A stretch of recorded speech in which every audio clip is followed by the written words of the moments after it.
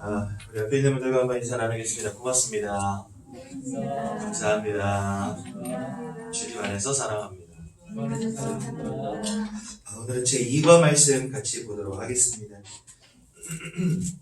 성경은 창세기 3장 1절에서 6절까지 말씀이고요. 창세기는 우리 성경책 맨 앞에 있는 책입니다. 창세기 3장 1절에서 6절까지 말씀 보시겠습니다.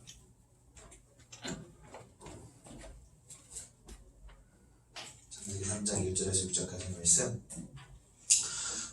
여러분들과 제가 한 목소리로 함께 읽도록 하겠습니다. 시작. 그런데 뱀은 여호와 하나님이 지으신 들짐승 중에 가장 간교하니라. 뱀이 여자에게 물어 이르되 하나님이 참으로 너희에게 동산 모든 나무의 열매를 먹지 말라 하시더냐. 여자가 뱀에게 말하되 동산 나무의 열매를 우리가 먹을 수 있습니다. 동산 중앙에 있는 나무의 열매는 하나님의 말씀에 너희는 먹지도 말고 만지지도 말라. 너희가 죽을까 하노라 하셨느니라. 뱀이 여자에게 이르되 너희가 결코 죽지 아니하리라. 너희가 그것을 먹는 날에는 너희 눈이 밝아져 하나님과 같이 되어 선악을 알 줄 하나님이 아심이니라. 여자가 그 나무를 본즉 먹음직도 하고 보암직도 하고 지혜롭게 할 만큼 탐스럽기도 한 나무인지라. 여자가 그 열매를 따먹고 자기와 함께 있는 남편에게도 주매 그도 먹은지라. 아멘.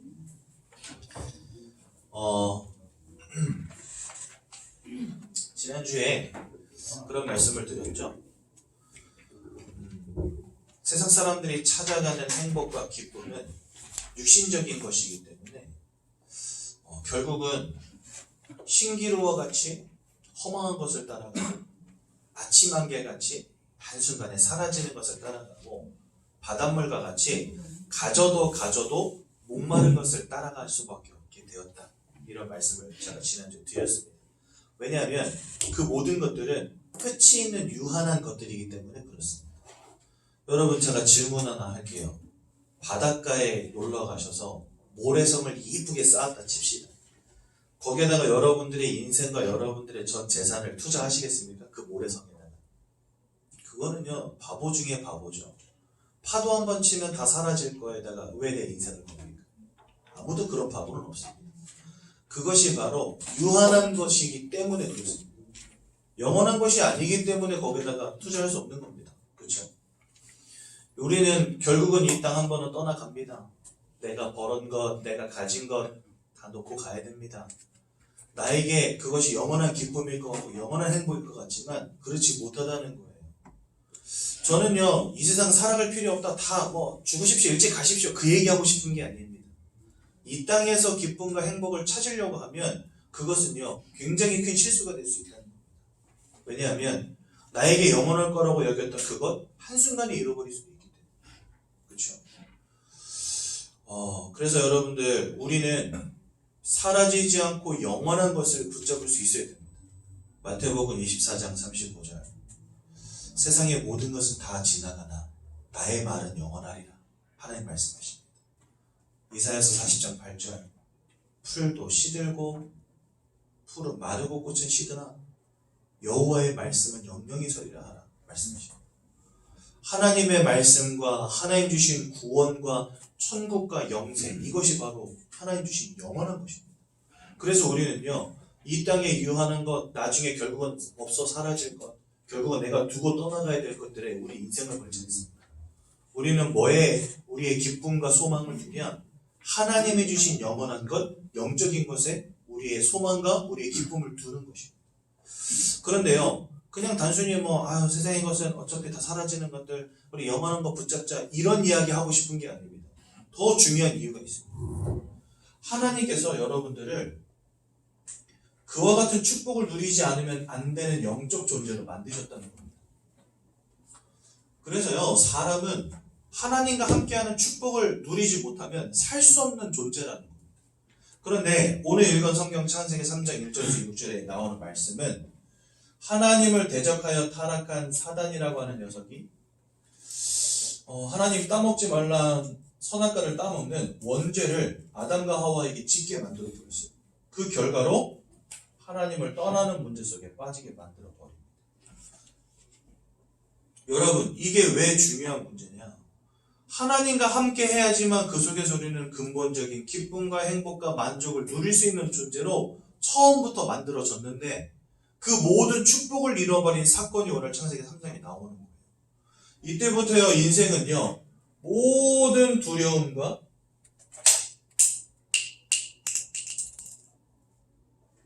이때부터 인생은 방황 가운데 빠지게 된 겁니다. 여러분들 연말 되면 제일 바쁜 곳이 어디인지 아세요? 네, 점집입니다. 점집. 왜 바쁜지 아십니까? 미래를 모르니까 사람들이요. 근심 걱정되니까 가서 물어봐야 돼요. 평소에는요, 잘 거들떠도 안 봅니다. 점집 이런 거 거들떠도 안 봐요. 미신이라고 하기도 하고, 뭐 저런 사람들 말을 듣냐, 이렇게 말도 합니다. 근데 희한하죠? 연말 되면은요, 너도 나도 점집으로 향합니다. 그리고 평소에 이거 미신이다, 그 다음에 저런 말 들을 필요 없다, 이렇게 생각하는 사람도요, 왠지 무당이 한마디 하면요, 그 말이 혹 해요. 그쵸? 왜 그런지 아십니까? 근본적인 두려움이 있어요, 사람들. 내 미래에 대한 두려움이 있다니까. 무슨 일이 벌어질지 모른다는 것에 대한 두려움. 사람들이 왜 우상 숭배하는지 아십니까? 막 깎아놓고 절하고, 갖다 놓고 절하고, 만들어 놓고 절하고, 막 차려놓고 절하고 하잖아요. 그거 왜 할까요? 기쁘고 즐겁고 행복해서 하겠습니까? 아니에요. 뭔가 모르는 두려움이 있는 거예요. 죽기를 두려워하고, 망하기를 두려워하고, 뭔가 잃어버리기를 두려워하고, 내가 아프면 어떡하나, 우리 자녀가 잘못되면 어떡하나, 우리 집이 잘못되면 어떡하나, 막 이런 고민들, 걱정들 늘 있는 겁니다, 마음속에. 하루도 평안할 날이 없는 거죠. 사람들이요, 근본적으로 우리에게 기쁨 되시고 만족 되시고 행복 되시는 하나님 잃어버리고 나니까 그때부터 모든 사람들이 다 두려움과 방황 가운데 빠지고, 이 땅에 살아가는 사람들 다 행복하려고 몸부림치는데 그 행복을 찾지 못해 방황하고 있잖아요. 그렇죠? 그래서 여러분들 잘 아셔야 됩니다. 그냥 단순히 영원한 거 바라보자, 육신적인 것은 필요 없다, 이런 말 하고 싶은 게 아닙니다. 원래부터 하나님 사람을 그렇게 창조해 놓으셨기 때문에 우리 근본적인 축복을 회복해야지만 살아갈 수 있다는 겁니다. 사람. 물 떠난 물고기는 물로 빨리 돌아가야 되는 거예요. 떡밥이 중요한 게 아니잖아요. 그 말을 하고 싶은 겁니다. 하나님 떠난 인생은요, 건강도 중요하고 성공도 중요하지만 일단 하나님 만나야 된다니까요. 이것은 성공한 사람, 성공하지 못한 사람, 똑똑한 사람, 그러지 못한 사람, 건강한 사람, 아픈 사람 예외가 없습니다. 모든 사람은 하나님 알지 못하면 안 되는 존재로 하나님 만드셨다는 거예요. 하나님을 잃어버린 결과로 모든 사람들이 두려움 가운데, 또 방황 가운데. 여러분들 아이가 고아가 됐다. 그러면요, 엄마 젖을 빨아야 되는데 엄마가 없으니까 그때부터 손에 잡히는 건 다 빠는 겁니다. 아이들이, 깐난장이 아이들은요, 진짜 뭐 손에 잡히는 건 다 입으로 들어가거든요. 본능적으로 들어가 버려요. 본능적으로.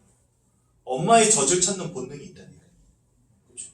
그래서 여러분들 아이들 잘 때 주로 빨고 자는 게 뭐예요? 엄지손가락. 왜 그래요? 엄마 젖꼭지를 닮았어요, 이게. 입에 딱 맞아요. 그러니까 엄마 젖꼭지 같으니까 물고 빠는 거예요. 그러니까 많은 사람들이 그렇게 방황합니다. 사람은 영적인 존재이기 때문에 자꾸만 뭔가 영적인 것을 따라가요. 여러분들 지금 여기 와서 예배 드리고 계시잖아요. 어떤 분들은 산에 올라서 불공 드리고 있습니다. 어떤 분들은 저 천주교 가서 미사 드리고 있습니다. 어떤 사람들은요, 알라신을 믿는다면서 뭐 양탄자 깔아놓고 이러고 있습니다. 어떤 사람들은요, 지금 무당집 가서 점치는 사람도 있을 겁니다. 어떤 집은요, 지금 무당 불러다가 막 굿하고 푸닥거리 하는 데도 있을 겁니다. 왜 사람들은 그런 행위를 합니까? 영적 존재이기 때문에 하는 거예요. 영적 존재이기 때문에. 원래부터가 하나님 그렇게 만들어 놓으셨다니까요. 그런데 진짜 참 생명의 젖 대신 하나님을 잃어버린 채 젖과 비슷한 걸 자꾸 찾아 헤매는 거예요. 그걸 우리는 뭐라고 하냐? 종교라고도 하고 우상이라고도 합니다. 그래서 예수님은 우리에게 뭐라고 말씀하셨냐? 내가 너희를 고아와 같이 버려두지 않겠다, 이렇게 말씀하셨어요. 다 영적 고아돼 버렸습니다. 언제부터요? 하나님을 잃어버린 순간부터. 아이가 엄마를 잃어버리면은요, 모든 것이 두려움이에요. 그렇죠? 인생이 그냥 두려움이라니까요. 늘 근심해야 되고 걱정해야 되고. 그러니까 엄마 찾아 다녀야긴 다녀야 되는데 엄마가 없으니까 엄마 대신에 다른 것들을 자꾸 입에 넣고 빨고 할 수밖에 없는 겁니다. 그게 아이거든요. 우리가 영적 고아된 순간부터 이렇게 된 겁니다. 나도 모를 인생의 두려움이 막 찾아옵니다. 어떤 사람은요, 심지어 막 국정원에서 자기를 쫓아다닌다면서 도망다니는 사람도 있어요. 그럼 제가 성부동에 가가지고 전도하러 나갔는데 이렇게 식당 보면은 막 캐노피 이런 거 있잖아요. 그 밑으로 막 이렇게 도망다니고 이렇게 다니는 사람을 만나죠. 그러니까 와 하고 놀라는 거예요, 이 사람. 왜 그러냐니까 누가 나를 쫓아온다. 막 도망가. 참 희한한 사람들 많죠. 또 성부동이 자꾸 그런 동네인지 모르겠는데 성부동에서 또 어떤 아가씨, 20대 아가씨인데 집 밖으로 안 나오는 거예요. 그래가지고 한 번은 거기 경비 아저씨가 아예 문을 뚫고 들어간 거예요. 엄마랑 같이. 근데 커튼을 1년 360일 쳐놓고 진짜 아예 두문불출 해버리니까 엄마가 차려주는 밥만 먹고 아예 안 나와버리니까 씻지도 않아, 창문도 안 열어, 커튼도 안 걷어, 문 밖으로 나오지도 않아. 그러니까 여러분 방 상태가 어땠을까요? 온 방이 곰팡이. 근데 이 여자가 무서워서 못 나오는 거야. 방 밖으로. 나 두려워서 못 나가겠다. 그래가지고 문을 뜯고 들어갔다니까. 이런 가정들, 이런 사람들 가득 찼습니다. 뭔가 방황 중에 있고, 뭔가 고통 중에 있고, 뭔가 채워지지 않는 그런 갈등이 있고, 이상한 근본적인 두려움이 있고, 내 힘으로 마음대로 되어지지 않는 이런 근심과 걱정들이 있고, 하나님과 함께 해야 되는 근본적인 축복 잃어버렸어요. 그리고 지금 다 방황하고 있어요. 그래서 여러분들, 진짜 여러분들의 인생 가운데 하나님만 주실 수 있는 참된 평안함을 오늘 복음의 말씀을 들으시면서 회복하시고, 내가 왜 하나님 알지 않으면 안 되는 존재인가를 깨닫는 귀한 날 되시기 바랍니다. 특히나 오늘 이과 타락 근본 문제라고 이렇게 써놨는데요. 이 창세기 3장에 나타난 이 사건으로 인해서 인생이 타락하게 되었습니다. 근데 그 타락이 곧 인생의 근본의 문제다라고 성경은 우리에게 설명하고 계세요. 그래서 오늘 이 이과 말씀 굉장히 중요하니까 여러분들 잘 들어주셔야 됩니다.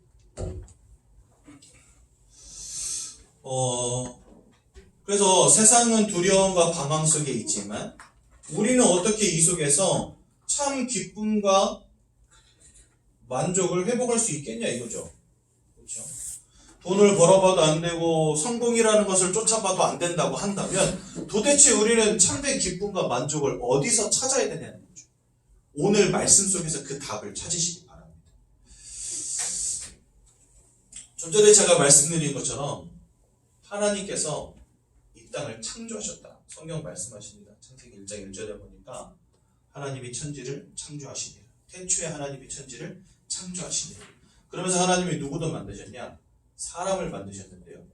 창세기 1장 27절과 28절에 보니까 하나님의 형상을 따라 모든 사람들을 창조하셨다라고 분명히 말씀하십니다. 이 형상을 따라 창조했다는 말이 뭐냐면 바로 우리를 영적 존재로 만드셨다라는 말입니다. 그래서 사람은요, 영적인 행위를 하는 유일한 존재입니다. 그렇죠? 개, 돼지, 소, 고양이 이런 동물도 어디 가서 예배하는 법이 없어요. 기도하고 찬양하는 법이 없어요. 주인 따라 교회에 오는 개는 있을 수 있지만 그 개가 영적이어서 하나님 만나고 예배하려고 오는 건 절대 아니잖아요. 엄마 따라온 거지. 엄마란다. 주인 따라온 거지. 그렇죠? 그런데 사람은요, 자기의 의지를 가지고 교회도 가고 절도 가고 합니다. 왜 그럴까요? 영적인 절대자를 찾는 본능이 있기 때문에 그렇습니다. 그게 우리가 영적 존재라는 증거입니다. 그러니까 여러분들은 마음도 가진 존재, 육신도 가진 존재, 동시에 영혼도 가진 유일한 존재라는 거예요. 그리고 사람만 창조주이신 하나님을 닮았기 때문에 창조의 행위를 하는 유일한 존재입니다. 그렇죠?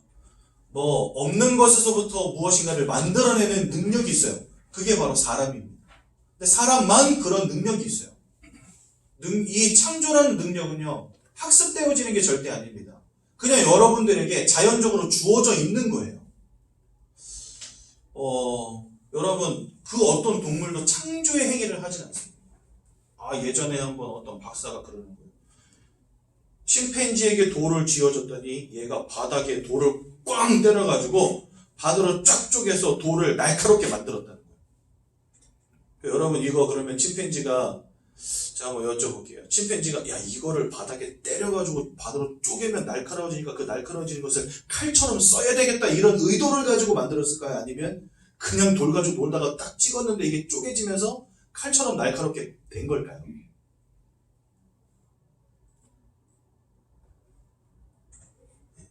너무 어려운 문제였나요? 아마도 얘도 놀랬을 겁니다. 빵 찍었는데 이게 깨지니까. 근데 날카롭거든요. 기본적인 지능이 있잖아요. 그러니까 그런 것들을 뭔가 땅을 파는 데도 쓸 수 있을 것이고, 그렇죠? 뭐 나무를 찍는 데도 쓸 수 있었을 것이고, 기본적인 지능이 있다 보니까. 근데 뭔가 의도를 가지고 목적을 가지고 무슨 모양인가를 만들어낼 능력이 있을까 없을까? 동물에게 그게 없어요. 제가 이런 얘기 했더니 어떤 초딩이 저한테 제비는 제비집을 짓고, 여러분 제비는 수천 년째 지푸라기와 진흙을 가지고 처마 밑에다가 똑같은 모양으로 모든 제비들이 집을 짓고 있습니다. 그렇죠? 왜 그럴까요? 본능 따라 살아가는 거예요. 본능 따라. 만약에 제비에게 창조의 능력이 있다면 야, 좀 비 올 때 좀 더 따뜻하게 겨울에도 버틸 수 있는 그런 집을 짓고, 우리 여러분 제비가 철새인 거 아시죠? 겨울에는 좀 따뜻한 남쪽 나라 가지 말고 귀찮으니까 집 기똥차게 지어가지고 겨울도 여기서 한번 나보자 이런 생각도 할 수 있어야 되겠죠. 뭔가 창조의 능력을 가지고 있다. 그렇지 못하다는 겁니다. 그래서 여러분들 잘 아셔야 돼요. 하나님의 형상을 닮아서 하나님을 닮은 존재이기 때문에 사람은 영적이며 또한 창조의 능력을 가진 유일한 존재라는 사실. 그럼 하나님이 왜 이렇게 인간을 특별하게 지으셨을까요? 거기에 이유가 있습니다. 다른 이유가 없고 하나님이 중요한 원리를 가지고 이 땅을 창조하셨기 때문에 그렇습니다. 어떤 원리를 가지고 창조하셨냐? 모든 피조물들에게 절대적인 원리를 하나씩 주신 거예요. 근데 이 원리는 뭐냐? 생명을 누리는 원리입니다. 예를 들어서 물고기를 지으실 때 물고기에게 하나님 물이라고 하는 원리를 주셨어요. 물을 떠나 살 수 없는 존재로. 나무에게는 땅에다가 뿌리를 내리고 살아가도록 하나님 창조하셨고, 새들은 하늘을 잃어버려서는 살 수 없는 존재로 만드시고, 그래서 물을 잃어버린 물고기, 땅에서 뿌리 뽑힌 나무, 날개가 꺾여 하늘을 날지 못하는 새는 살 수 없어요. 그렇죠? 사람이 이 땅에 피조물들을 지으실 때 이런 절대적인 원리를 하나씩 주신 겁니다. 그렇다면 여러분들 질문해 보겠습니다. 여러분들에게 절대적인 것은 무엇입니까? 사람들에게요, 선택적인 행복의 조건들은 있어요. 어떤 사람은 돈이 많아야 행복하고, 어떤 사람은 건강해야 행복해요. 어떤 사람은 보석을 좋아하는 사람도 있고요. 어떤 사람은 그냥 먹는 걸 좋아하는 사람도 있습니다. 저처럼. 저는 5만원 넘어가는 옷을 사본 적이 없어요. 내가 직접 지갑에서 돈을 꺼내서 5만원 넘어가는 옷을 사본 기억이 없어요. 근데요, 남들하고 밥 먹을 때는 10만원도 냅니다. 저처럼 먹는 거 좋아하는 사람은 옷은 대충 입어도 밥은 거나하게 먹어요. 그렇죠? 근데 우리 이해숙 장로님처럼 이렇게 삐쩍 마르신 분들은요, 야, 밥 먹는데 10만원씩 쓰는 거 그런 인간 이해 못해요. 진짜요. 그러니까 살이 찌지 이렇게 생각하시지. 그런데 뭔가 예쁜 옷 이런 것들 보면요 막 사고 싶으실 거예요. 그렇죠? 사람마다 선택적으로 내가 행복하고자 하는 조건들 다를 수 있다는 겁니다. 그럼 그것은요 절대적인 원리가 아닌 거예요. 물에 살아도 되고 안 살아도 되고 그럼 그건 물고기가 아닙니다. 그렇죠? 그렇다면 모든 사람들에게 공통적으로 적용되어지는 절대적인 원리는 뭐겠냔 말이죠.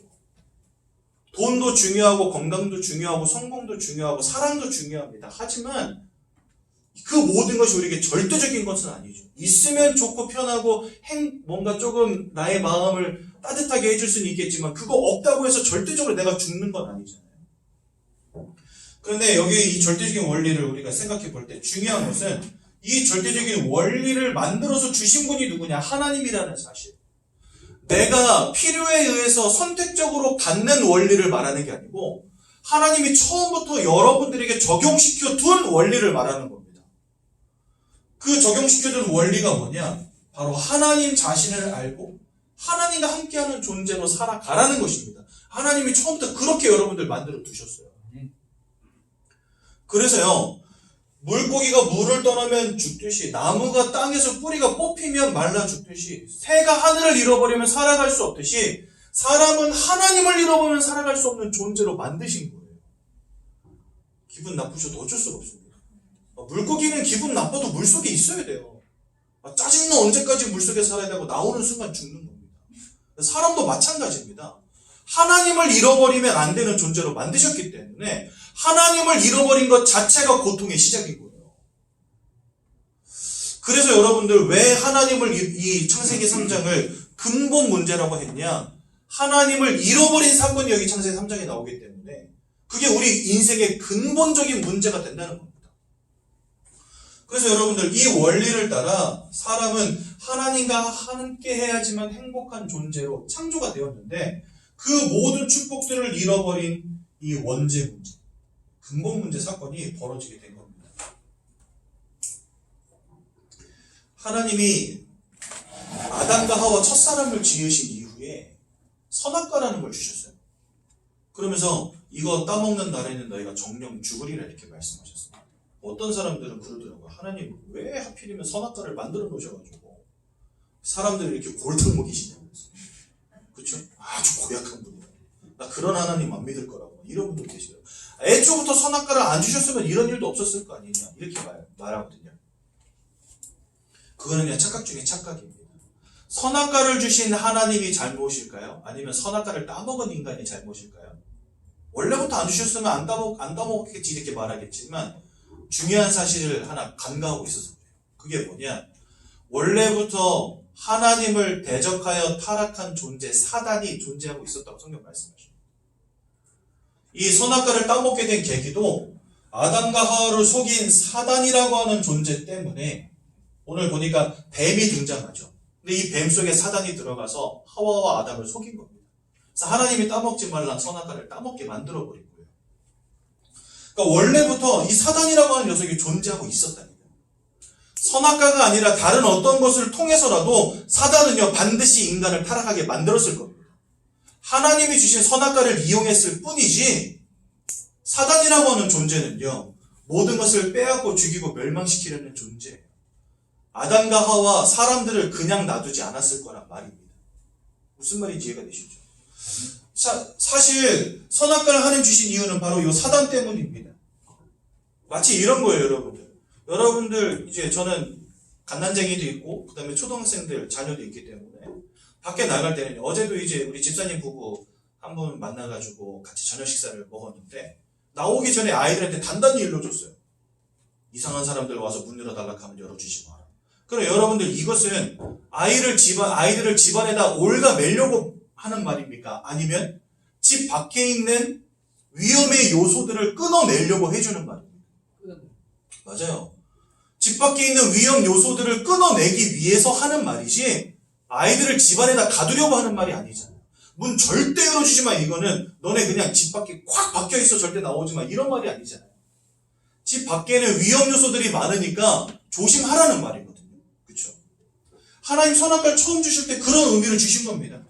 내가 이 땅을 창조하고 너희를 창조했다는 사실을 잊지 말라는 겁니다. 나를 늘 바라보고 나의 언약을 기억하고 사단에게 속지 말라는 것입니다.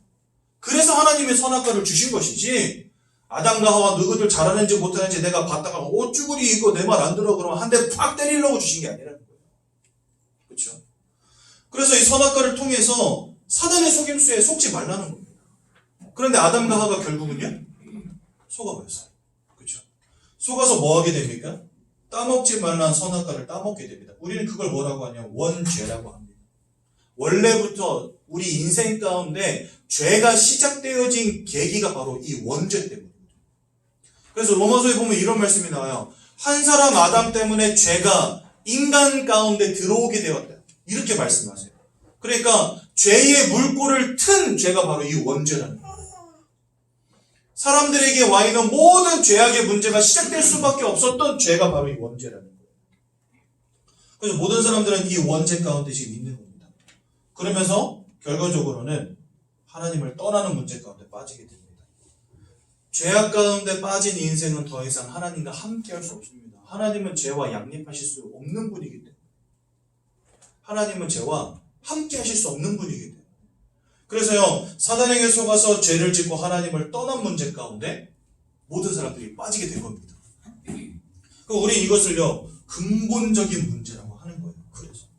그러니까 여러분들, 지금까지 하나님이 누구신지 알지 못한 채 살아오셨죠. 행복을 찾아서 여태까지 열심히 살아오셨지만, 안 되어지는 문제, 내가 원치 않는 인생의 불행과 근심, 걱정 속에서 늘 살아오셨을 겁니다. 그렇죠? 왜 나는 이렇게 힘들까? 왜 나는 이렇게 배경이 좋지 않을까? 왜 나는 자꾸만 실패할까? 왜 나는 안 되어질까? 늘 이런 생각 하셨을 겁니다. 그럴 수밖에 없었던 근본적인 문제. 그렇죠? 그래서 여러분들 잘 아셔야 됩니다. 우리가 바로 영적 존재라는 사실. 그런 우리는 하나님과 함께하는 절대적인 원리 속에 있어야 된다는 사실. 그것을 잃어버린 이 근본 문제, 이 속에 우리가 다 빠져 있다는 사실. 그래서 여러분들 이 근본 문제 때문에 인생의 모든 문제가 오게 된 겁니다. 첫 번째로요, 요한복음 8장 44절. 너희는 너희 아비 마귀에게서 났으니 이렇게 말씀하죠. 즉, 우리의 인생이요, 내가 원치 않아도 원하든 원치 않든 운명과 사주팔자라는 것에 딱 사로잡힌 채 살아갈 수밖에 없는 존재 돼버린 겁니다. 여러분들의 인생의 미래가 다 결정되어 있다는 거예요. 내가 얼마나 열심히 사냐, 착하게 사냐, 이것과 상관이 없이 반드시 여러분들 인생 가운데 우환과 질고와 실패가 올 수밖에 없는 인생을 살아가고 있다는 겁니다. 이 운명과 사주팔자의 주관자가 바로 누구냐? 요놈입니다. 요놈. 마귀. 그래서 성경은요, 마귀의 자녀되었다 우리에게 말씀하세요. 그러니까 우리의 영적인 신분 자체가 이미 사단에게 사로잡힌 상태 속에 있다는 겁니다. 근데 이 녀석은요, 요한복음 10장 10절에 보니까 도적이라고 표현되어 있습니다. 강도라고 표현되어 있습니다. 왜 강도와 도적은 왜 오냐? 모든 것을 빼앗고 죽이고 멸망시키기 위해서 오는 자다 되어 있습니다. 아담과 하와를 속여서 영적 사망 가운데 빠지게 만들었던 이 사단은요, 인생의 모든 것을 빼앗고 죽이고 멸망시키는 것 외에는 목적이 없다라고 되어 있다는 거예요. 그러니까 여러분들이 하나님을 잃어버린 채 운명과 사주팔자 속에서 여러분들의 인생을 무너뜨리려고 하는 존재에게 딱 사로잡힌 채 지금까지 살아온 겁니다. 내가 인정하든 인정하지 않든 그런 인생을 살아온 거예요, 지금까지. 이런 영적인 사실을 알지 못하니까 우리는 늘 뭐 생각하냐? 공부 열심히 해서 돈 많이 벌어가지고 성공하면 내가 행복할 수 있을 거야, 이렇게 착각합니다. 아니에요. 여러분들의 인생을 사로잡고 운명과 사주팔자로 여러분들의 인생을 사로잡은 영적 존재가 있는 한 우리는요, 그 속에서 참된 행복 찾을 수가 없는 겁니다. 그 속에서 참된 기쁨과 만족 찾을 수가 없는 겁니다. 그래서요, 세상의 것 아무리 가져도 아무리 쌓아도 행복을 찾을 수 없는 이유가 바로 거기 있습니다. 세상의 것이 나쁜 게 아닙니다, 여러분. 돈 나쁜 거 아닙니다. 저도 돈 좋아합니다. 돈 없으면 못 살아요. 돈 있어야 돼요. 그렇죠? 그런데 그거 아무리 쌓아도 그것이 나에게 만족과 기쁨과 행복이 될 수 없다는 사실. 왜요? 내가 가진 재력과 상관이 없이 여러분들의 인생을 사로잡은 영적 존재가 있다니까요. 내가 공부한 학력과 학력 수준에 상관이 없이 여러분들의 인생을 사로잡은 영적 존재가 있다니까요. 그 녀석 이름이 마귀, 사단이라는 것입니다. 계시록 12장 9절에 보니까 그는 천하를 꿰는 자요, 이렇게 되어 있습니다. 여러분, 꿰는 자가 누굽니까? 네, 사기꾼이라는 거예요, 사기꾼. 고린도서 11장에 보니까 그는 광명의 천사처럼 자기를 가장한다, 이렇게 되어 있습니다. 때로는요, 자기를 천사처럼 가장하여 속인다.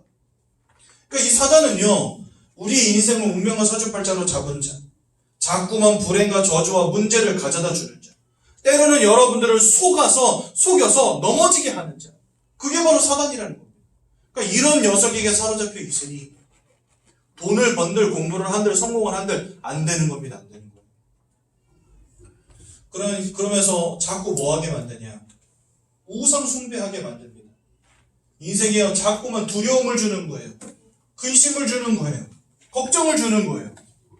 그래서요, 뭔가 빌고 절하고 드리고 막 이런 것들을 하지 않으면 견딜 수 없는 상태로 만들어버리는 거예요. 그래서 사람들이 막 깎아놓고 절하고. 여러분들 등산해 보십시오. 등산로 옆에 이렇게 돌탑 쌓여져 있죠. 그거 누가 쌓습니까? 사람들이 지나가면서 하나씩 올리면서 쌓는 거예요. 아이고, 건강하게 해주시고, 돈 잘 벌게 해주시고, 성공하게 해주시고, 승진하게 해주시고, 공부 잘하게 해주시고, 이러면서 사람들이 하나씩 쌓은 거 아닙니까? 그렇죠? 보름달 뜨면 목욕제기하고 정한수 펴놓고 뭐 거기 정한수 떠놓고 이렇게 빌기도 하고 뭐 차를 샀다 집을 샀다 그러면요 막 돼지머리 삶아다 놓고 막 절을 하기도 하고 그렇죠? 여러분들 제사 왜 지냅니까? 부모님께 효도하려고 지냅니까? 정말 그렇습니까? 1년에 한 번 밥상 한 번 딱 차리고서 부모님 다 효도했습니다 이렇게 말합니다. 그거 진짜 혼나야 되는 거 아니에요? 저는요 만약에 제사 지내시는 분들이 나 이거 효도입니다 이렇게 말씀하시면서 하루 3끼씩 1년 360을 꼬박 밥상 차린다 그러면 저 그거 인정하겠습니다. 그건 효도라고 인정하겠습니다. 그런데요 막 며느리들은 다 아시잖아요. 제사상에 올릴 전 부치면서 허리 아파 죽겠네 진짜 짜증나 죽겠네 이러면서 묻잖아요. 그렇죠? 부모님이 드실 건데 왜 그렇습니까? 안 하면 다리 몽둥이 부러질 것 같고 그렇죠? 하자니 허리가 끊어질 것 같고 그러니까 제사 한번 지내면은요 집안의 며느리들이 다 죽어납니다. 또 이놈의 제사는 왜 이렇게 늦게 지내 맨날 자정에 지내고 막 이러니까 짜증나 그냥 잠도 못 자. 그런데 사람들 그렇게 합니다. 제사상 차립니다. 왜 할까요 여러분들? 부모님 너무 사랑해서 어머니 너무 보고 싶어요. 어머니께 1년에 한 번이라도 밥상 차리고 싶어요. 이런 마음으로 한 겁니까? 아니면 이거 안 했다가는 작살나고 다리 몽둥이 부러질까 봐 하는 겁니까? 솔직히 말하면요 내 마음속에 두려움이 있는 거예요. 이거 안 했다가 큰일 나겠다 싶으니까 하는 겁니다. 진짜 여러분들 효도하고 싶으시다 그러면요 부모님 돌아가시기 전에 잘하세요. 용돈도 좀 팍팍 드리고 그렇죠? 겨울에 이제 겨울 다가오잖아요. 올여름 엄청 뜨거웠는데 겨울은 또 혹독하게 추울 것 같아요. 그 우리 할머니 할아버지들은요 아들내미들 그 벌은 돈 자기가 쓰기 너무 미안해가지고 기름도 안 떼. 그 추운 골방에서 전기장판 하나 틀어놓고 거기서 오돌오돌 떨면서 주무세요. 아니죠 용돈도 좀 팍팍 드려가지고 방도 좀 따뜻하게 해놓고 지내시게 하고 그렇죠? 겨울이면은 이제 기력 딸리니까 보양식도 좀 많이 사드리고 그게 효도지. 돌아간 다음에 1년에 한 번 제사상 차려놓고 그거 효도라고 말하면 그거 진짜 불효자 아닙니까? 저 그렇게 생각합니다. 우리는요 효도하지 말라고 가르친 적이 한 번도 없어요. 제사 지내지 말라니까 사람들이 뭐라고 말하냐 저 애미애비 없는 것들 믿으더라고요. 여러분 제사 지내지 말라는 데 이유가 있습니다. 왜 그러냐 고린도전서 10장 20절에 보니까 이렇게 말합니다. 대저 이방인들이 하는 제사는 귀신과 교제하는 것이요. 끔찍한 말 아닙니까 여러분? 우리가 밥상 잘 차려놓고 그거 엄마 아빠한테 대접하는 것처럼 보이지만 그 밥상 받는 존재가 누구냐? 마귀를 따르는 영적 존재들 귀신들이라는 거예요. 여러분들 마귀는 모든 것을 빼앗고 죽이고 멸망시키는 자인데 그를 따르는 졸개들과 우리가 날마다 교제한다 생각해보세요. 집안이 남아나겠습니까? 저희 집은요 1년에 10번씩 제사 지내는 집이었어요.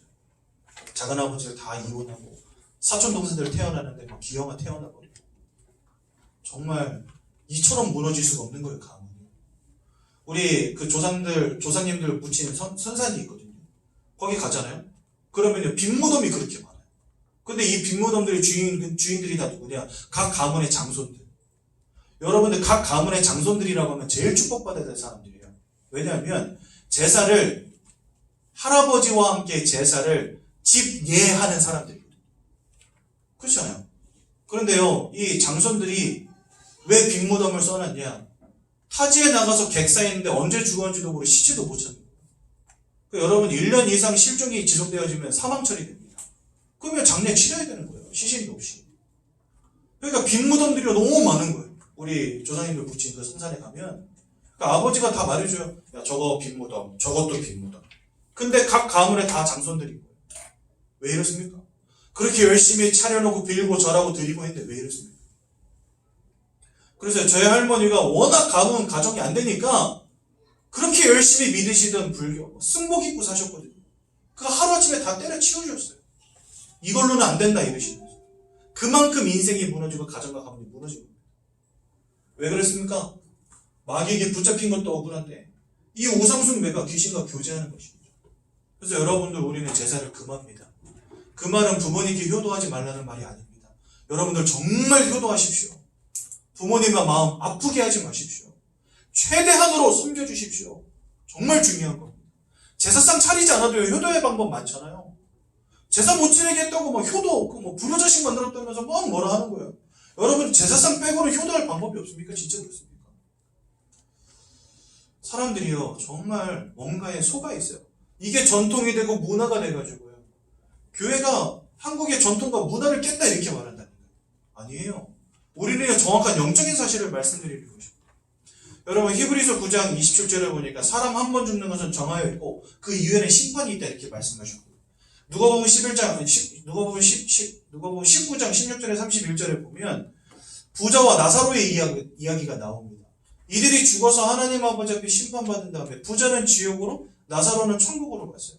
근데 천국에 있는 나사로가 지옥에 있는 부자를 보고 지옥에 있는 부자가 천국에 있는 나사로를 볼 수 있게 돼 있어요. 성경에 그렇게 나와 있어요. 그래서 이 부자가 보니까 나사로는 아브라함의 품에 안겨있고 그리고 이 부자가 아브라함에게 부탁합니다. 저 나사로를 시켜서 손가락에다 물방울 한 방울만 찍어서 내 혀에다 떨어뜨려 주십시오 제발. 내가 지금 이 불꽃 가운데에서 목이 타서 죽겠습니다 이렇게 말을 해요. 그랬더니 아브라함이 중요한 말을 합니다. 지옥에서 천국으로 건너올 수 없고 천국에서 지옥으로 건너올 수 없느니라. 그 말은 뭐죠? 지옥이든 천국이든 들어가면 끝인 거예요. 여러분들 제사상 아무리 차려놔도 거기에 여러분들 부모님 와서 제사상 받는 게 아닙니다. 하나님의 심판 이후에 영원한 천국, 영원한 지옥으로 들어가는 겁니다. 무슨 말인지 이해가 되시죠? 우리는 영적인 사실을 말씀드리는 것이지 효도하지 말라 이런 말 하는 게 절대 아니거든요. 우상숭배는 결국 귀신과 교제하는 것입니다. 그래서 우상숭배 하면 할수록 심각한 영적인 문제, 정신과 마음과 생각의 문제, 삶과 육신의 문제 오게 되어 있습니다. 제가 그 일의 증인이라니까. 저희 할아버지 일평생 알코올 중독으로 사시고 저희 아버지는요 너무나 긴 세월을 도박, 알코올 중독으로 사시고 저는요 20대를 게임 중독으로 통으로 다니고 있어요. 가정 가문이 어쩜 이렇게 무너집니까? 그러니까 저희 할머니도요 나는 예수 믿고 너무 행복하다는 거예요. 이전에 몰랐다는 거예요. 이 우상숭배가 얼마나 무서운 것인지 몰랐다는 거예요. 그러니까 지금은 우리 저희 할머니 명예권사님 계셨습니다. 교회 잘 다니십니다. 교회는 못 다니시죠. 지금 요양병원에 계시기 때문에. 예수 잘 믿으십니다. 늘 저 위해서 기도하십니다. 그러니 여러분 우리의 영혼이 사단에게 사로잡히고 귀신이 역사하는 인생. 그러니 그 마음과 생각이 어떻게 온전합니까? 여러분?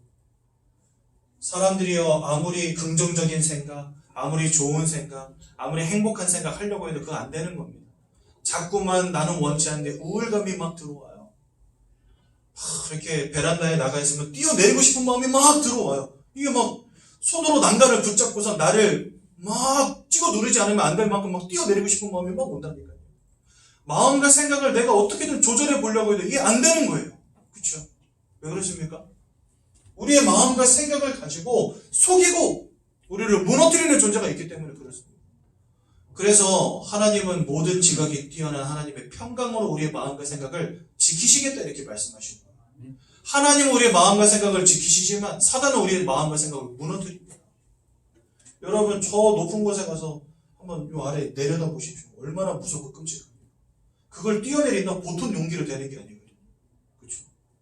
얼마나 큰 마음과 생각의 고통과 이 정신적인 어려움이 있기에 뛰어내릴 수 있을까? 저 그런 생각 가끔 해봐요. 이거는 정말 큰 고통이 아니고서는 불가능하다 이런 생각합니다. 그러니까 그 마음과 생각이 그만큼 고통당한다는 거죠. 마음과 생각의 문제뿐이겠습니까? 여러분들의 육신과 여러분들의 삶이 무너지는 겁니다. 알코올을 마시지 않으면 안 되고 마약을 하지 않으면 안 되고 약을 먹지 않으면 잠을 잘 수 없고 밤마다 악몽을 꾸기도 하고 환성을 보기도 하고 환청을 듣기도 하고 가위에 눌리기도 하고 하는 사업마다 되지 않고 막 질병에 문제가 오고 인생이 무너지기 시작하는 답이 없는 거예요. 이렇게 살다가 나중에 죽어서는 하나님 아버지 앞에 심판받고 성경은 지옥으로 갈 수밖에 없다라고 말씀하십니다. 근데 여러분 여기서 중요한 게 있어요. 지옥은 누가 갑니까? 나쁜 놈이 갑니까? 그럼 천국은 누가 갑니까? 착한 놈이 갑니까? 그 여러분 누가 착한 놈이고 누가 나쁜 놈입니까? 성경은요 우리에게 뭘 말씀하시냐? 소속을 말씀하십니다. 소속. 내가 죽으면이란다. 여러분들 명절 되면 여러분들 아버지 집으로 놀러 가잖아요. 그렇죠? 옆집 가가지고 아버지 나왔어요 하진 않습니다. 여러분들이 속한 집으로 가는 거죠. 마찬가지입니다. 천국은 누가 가냐? 하나님께 속한 자들이 가는 겁니다. 그럼 하나님께 속한 자들은 누굽니까? 죄 안 짓고 사는 사람입니까? 아니에요. 여러분들이 태어나는 그 순간부터 죽는 그날까지 죄 짓고 살지 않는다 할지라도 해결되지 않는 원죄의 문제가 남아있어요. 그래서 성경은요 모든 사람이 죄를 범하였음에 이렇게 돼 있습니다. 한 사람도 예외가 없이 모든 사람이 죄인이라는 겁니다. 의인은 없나니 하나도 없고 이렇게 말씀하십니다.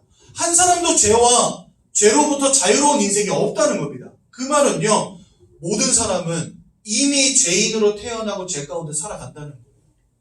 그래서 우리는요, 나의 노력으로 나의 열심으로는 절대로 하나님께 속한 자가 될 수 없습니다. 하나님의 은혜 가운데 예수 그리스도를 믿어 영접하여 하나님의 자녀가 되지 않는 한 하나님께 속한 자가 될 수 없는 거예요. 그 말은 여러분들이 이 인생을 늘 헌신하며 봉사하며 착하게 산다 한들 하나님께 속한 자는 아니라는 거예요. 그래서 여러분들 하나님께 속한 자가 되는 게 중요한 거예요. 근데 세상은 뭐라 말합니까? 네가 착하게 살면 구원받을 수 있어. 너가 착하게 살면 나중에 사람으로 태어날 거야 다시. 이런 식으로 가르칩니다. 아니죠. 영적 사실을 전혀 모르는 말이죠. 하나님을 떠나서 사단에게 붙잡히고 사단에게 속한 자, 여기 마귀의 자녀라고 되어 있지만 영어로는요 빌롱이라고 되어 있습니다. 영어 공부 그래도 기본적인 거라도 하신 분이라면 belong to가 무슨 뜻인지 아실 거예요. 어디에 속하여 있다 이런 뜻입니다. 요한일서 3장 8절에도 너희가 죄를 짓는 자마다 마귀에게 속하여 있나니 거기도 belong to라고 나옵니다. 그러니까 우리가 사단에게 속한 상태라는 거예요. 태어날 때부터 이미 사단에게 속한 자라는 겁니다. 거기서 빠져나오는 유일한 방법은 하나님의 은혜 가운데 구원받는 것 외에는 없는 겁니다. 그래서 사단에게 속한 자는 사단이 갈 집으로 가는 겁니다. 사단이 들어갈 집이 어디냐? 바로 지옥입니다. 여러분, 지옥은요 하나님이 무엇 때문에 만드셨냐? 못되게 사는 놈들 가둬두려고 만드신 데가 지옥이 아닙니다. 하나님을 대적하여 타락한 사단을 가두기 위해서 만든 감옥이 지옥입니다. 그런데 그 사단이 지옥의 감옥에 갇혀질 때 사단에게 속한 자들도 연계 책임으로 들어가는 거예요. 여러분, 어떤 사람이 죄를 졌는데 그 사람에게 공범이 있다. 그러면 연좌죄로 들어가는 겁니다. 연계 책임을 물어서 같이 들어가는 겁니다. 마찬가지입니다.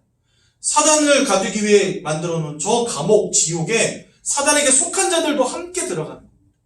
그래서요, 하나님께서는요, 여러분들의 마음 문을 뚜두둑 두드리시면서 지금 복음을 들려주시는 거예요. 빨리 구원자 되신 예수 그리스도를 통하여 구원받고 하나님께 속한 자가 되라고 여러분들 이 자리에 불러주신 겁니다. 더 중요한 문제는 뭐냐? 여러분들의 후대도 여기에서 자유로울 수가 없다는 사실. 여러분들이 사랑하여서 배 아파서 10달 동안 품고 있다가 낳은 그 자녀가 여기서 자유로울 수 없다는 겁니다. 얼마나 안타까운 현실입니까? 자녀가 공부 좀 잘하고 성공 좀 하면 될 것 같습니까? 아니에요. 하나님께 속한 자가 돼야 된다니까요. 자녀가 좀 건강하게 잘 살면 될 것 같습니까? 아니에요. 하나님을 만난 자가 돼야 된다는 겁니다. 그러지 않는다면 안 된다는 거예요. 그렇다면 우리가 이 인생의 근본의 문제를 해결하지 않고서는 절대로 하나님께 나아갈 수 없는데, 이것은 돈으로 성공으로 열심으로 되는 게 아니기 때문에 하나님께서 처음부터 우리에게 길을 열어주셨는데 그분이 바로 예수님이십니다. 오늘 저희가 창세기 3장 1절에서 6절 말씀을 읽었는데요, 이렇게 범죄하자마자 하나님은 창세기 3장 15절에 바로 우리에게 무엇을 약속하시냐? 여인의 후손을 보내주겠다라고 약속하십니다. 이 여인의 후손이 누구냐? 바로 예수님을 의미합니다. 왜 여인의 후손이라고 되어 있냐면요, 예수님은 처녀의 몸에 성령으로 잉태되어서 아버지의 씨를 이어받지 않은 채 엄마의 몸에서 홀로 잉태돼서 태어나신 유일한 사람입니다. 여러분, 이 원죄 사건이 벌어진 이후에 아담의 모든 후손들은요 다 죄악 가운데 태어나게 되어 있어요. 그런데 저와 여러분들을 위해서 십자가에 못 박혀 돌아가실 예수님은 죄 없는 깨끗한 몸으로 오셔서 죄 있는 우리를 위해서 돌아가셔야 되기 때문에 아담의 후손으로 오시면 안 됩니다, 절대로. 그래서 하나님이 아담의 후손이 아닌 다른 모양으로 이 땅으로 보내셔야 되는데 그 방법이 뭐였냐? 처녀의 몸에 성령으로 잉태하는 거였어요. 그래서 사람들은요, 예수님을 신격화하기 위해서 만들어 놓은 뻥이다 이렇게 이야기하는데, 예수님이 그런 모양으로 오시지 않으면 절대로 우리를 위한 구원자가 되실 수 없는 겁니다. 그래서 창세기 3장 15절에는 여자의 후손이 오리라 이렇게 말씀하신 거예요. 여자의 몸을 통해서만 태어난 사람, 아담의 혈통을 잇지 않은 여자의 몸을 통해서만 온 아담과 상관이 없는 사람, 그게 바로 여인의 후손입니다. 그러니까 이 여인의 후손 예수가 이 땅에 오실 것이다. 하나님은 처음부터 언약을 주신 거예요. 그래서 예수님이 2000년 전에 이 땅에 오셔서 진짜 여자의 몸을 통해 오셔서 십자가에 우리를 위해서 못 박히시고 돌아가셨죠. 그 십자가 사건을 통해서 이루신 일이 세 가지가 있습니다. 그 첫 번째가 뭐냐? 요한일서 3장 8절에 보니까 하나님의 아들이 나타나신 것은 마귀가 하는 모든 일을 멸하기 위함이니라. 그 누구도 운명과 사주팔자의 문제를 해결할 수 없고 사단의 권세를 꺾을 수 없는데 하나님은 예수 그리스도를 이 땅에 보내사 사단 마귀의 권세를 꺾어버리신 것입니다. 즉 운명과 사주팔자의 권세를 끝내버리신 겁니다. 그러니까 여러분들이 예수를 믿을 때 이 사단의 소나기에서 자유케 되는 것입니다. 그래서 우리는요 참 왕 대신 예수 그리스도를 믿고 마음에 영접해야 되는 거예요. 로마서 8장 1절에서 2절에 보니까 예수 그리스도 안에 있는 자에게 결코 정죄함이 없나니 더 이상 죄인이 아니라는 겁니다. 분명히 로마서 3장 10절과 23절에는 의인은 하나도 없고 모든 사람이 죄를 범하여 돼 이렇게 되어 있는데 예수 안에 들어온 자는 이제 죄와 상관이 없대요. 왜요? 예수 안에 있는 생명의 성령의 법이 죄와 사망의 법에 묶여있던 너희를 해방하였기 때문이라 이렇게 말씀하십니다. 예수님이 십자가에 못 박혀 돌아가심으로 우리의 모든 죄와 저주의 문제를 끝내신 참 제사장이 되신 것입니다. 요한복음 14장 6절에 보니까 내가 곧 길이요 진리요 생명이니 나로 말미암지 않고는 아버지께로 올 자가 없느니라. 다 하나님 떠나버렸어요. 다 하나님을 잃어버렸어요. 그런데 하나님을 만나는 유일한 길이 무엇이냐? 바로 예수 그리스도. 예수님이요 십자가에서 못 박혀 돌아가심으로 하나님께 나아갈 길을 열어주신 것입니다. 그래서 예수님을 우리는 참 선지자다라고 부르는 것입니다. 이 땅에 참 왕으로 오셔서 사단의 권세를 꺾으시고 제사장으로 오셔서 죄 문제를 끝내시고 선지자로 오셔서 하나님 따른 문제를 해결하신 이 예수를 우리 누구라고 부르냐? 네, 바로 그리스도라고 부르는 것입니다. 그래서 여러분들 예수 그리스도 이렇게 이야기하잖아요. 그리스도는 예수님의 성이 아닙니다. 여러분. 외국은 성이 이름 뒤에 오잖아요. 그래서 제가 홍감사지만 외국 나가면 헬로한 감사홍 이렇게 해야 됩니다. 성이 뒤로 가야 되니까. 그래서 저는 처음에 그리스도가 예수님 성인 줄 알았어요. 근데 아니에요, 여러분들. 그리스도는 예수님의 성이 아니고 예수님께서 하신 일입니다. 문재인 대통령 할 때 대통령의 성이 아니라 문재인 씨가 하는 일이듯이 예수 그리스도 할 때 그리스도는 예수님이 하신 일을 의미하는데 그 그리스도로서 하신 세 가지 일이 뭐냐? 왕으로 제사장으로 선지자로 오셔서 사단과 죄악과 하나님 떠난 문제를 끝내신 거죠. 그 예수를 믿고 마음에 영접할 때 하나님의 자녀가 되는 것입니다. 아멘. 마귀로부터 해방되는 것입니다. 아멘. 근본 문제로부터 해방되는 것입니다. 아멘.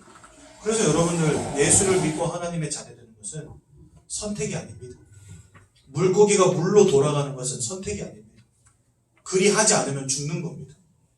바꿔 말하면 예수를 믿고 하나님의 자녀 되는 것은 한번 생각 좀 해볼게요 할 문제가 아니라는 겁니다. 고민 좀 해보겠습니다. 다음에 하겠습니다 할 문제가 아니라는 겁니다. 예수를 믿고 하나님께 돌아가는 것은 지금 당장 내가 하지 않으면 내가 죽는 문제라는 겁니다. 여러분들 예수를 믿고 하나님의 자녀 되십시오. 하나님을 만나 인생의 참된 행복을 찾으시기 바랍니다. 영접하는 자에게 하나님 자녀 되는 권세를 주시고 입으로 시인하는 자에게 구원에 이르게 하는 응답을 주시다 분명히 말씀하셨습니다. 오늘 저와 여러분들 예수님을 마음속에 영접하시고 하나님의 자녀 되는 놀라운 축복 누리시기 바랍니다. 두 손을 모으시고 두 눈을 감으시고 제가 기도할 때 저희 기도를 따라서 함께 기도하심으로 하나님의 자녀 되는 축복을 누리도록 하겠습니다. 사랑의 하나님, 저는 죄인입니다. 하나님을 떠나 운명과 사주팔자 속에 살아오면서 내가 왜 고난당하는지, 내가 왜 원치 않는 문제 당하는지 알지 못한 채 살았습니다. 이 모든 문제가 하나님을 떠남으로 시작된 문제임을, 사단에게 사로잡혀 시작된 문제임을, 원죄의 결과임을 오늘 깨닫게 되었습니다. 이 땅에 그리스도로 오셔서 세 가지 근본 문제를 끝내신 예수 그리스도를 믿고 마음에 영접합니다. 저를 하나님 자녀 삼아 주시고 천국에 이르는 믿음을 허락해 주옵소서. 예수님의 이름으로 기도드렸습니다. 아멘. 제가 한번 기도하고 말씀 마치겠습니다. 사랑의 하나님, 은혜 감사합니다. 오늘도 우리가 중요한 언약의 말씀을 듣고 예수를 마음에 영접하여 하나님의 자녀되는 놀라운 축복 누리게 하심 너무나 감사를 드립니다. 예수 그리스도의 언약을 깊이 깨닫게 하시고 일평생 하나님의 자녀로 이 땅 가운데에서 참 행복과 기쁨을 누리는 응답을 허락하여 주옵소서. 예수님의 이름으로 기도드렸습니다. 아멘. 오늘 새롭게 저희 새가족부를